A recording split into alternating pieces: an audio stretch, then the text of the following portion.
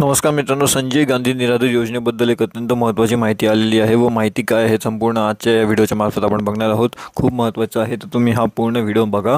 मित्रांनो, पालकमंत्री नसलेल्या निराधार लाभार्थ्यांची समिती अध्यक्षवयीन योजनेचे लाभार्थी 31 जानेवारीपूर्वी करावे लागणारे हे काम आहे, अन्यथा लाभ मिळणं बंद होणार आहे। नेमकं काय काय आहे तर बघूया आजच्या व्हिडिओच्या मार्फत। संजय गांधी निराधार योजना व श्रावणबाळ योजनेच्या अर्जावर पालकमंत्र्यांची शिफारस केलेल्या अशासकीय सदस्यांमधील अध्यक्ष समितीच्या सदस्य सचिव तहसीलदार निर्णय घेतात।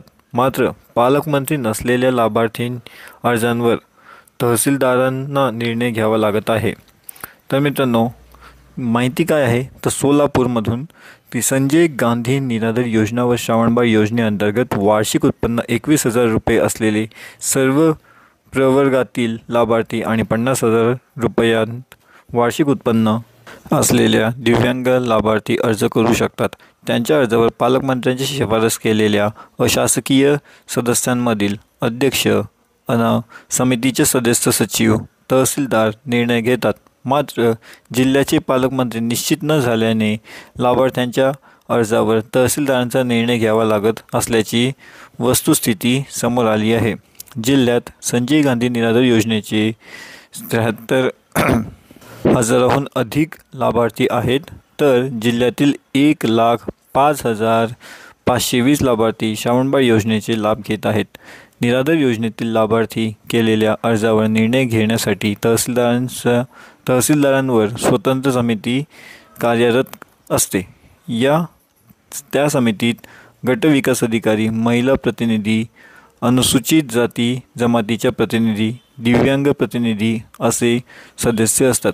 समितीची दर महिना बैठक होऊन अर्जदारांमधून पात्र लाभार्थ्यांची निवडले जातात। मात्र मागील 4 महिन्यांपासून या समितीच्या कार्यरत नाहीत।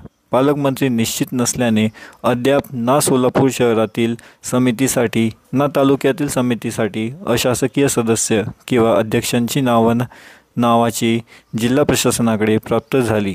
त्यामुळे काही अर्ज देखील प्रलंबित असल्याचे चित्र आहे।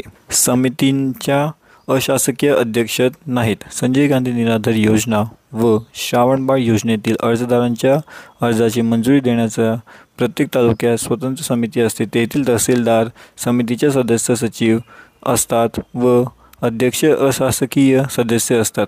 सध्याच्या अशासकीय सदस्यांची नावे प्राप्त न झाल्याने तहसीलदारांमार्फत नियमित बैठका घेऊन लाभार्थ्यांचे अर्ज निकाल काढले जात आहेत।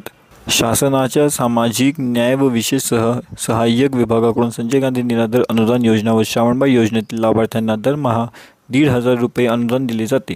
मात्र आता थेट DBT मार्फत पात्र लाभार्थ्यांच्या खात्यावर अनुदान वितरित केले जाणार आहेत। संजय गांधी निराधार व श्रावणबाळ योजनेतील लाभार्थी यापूर्वी तहसीलदारांकडून संबंधित बँकेत सर्व लाभार्थ्यांची यादी पाठवून निधी दिला जात होता।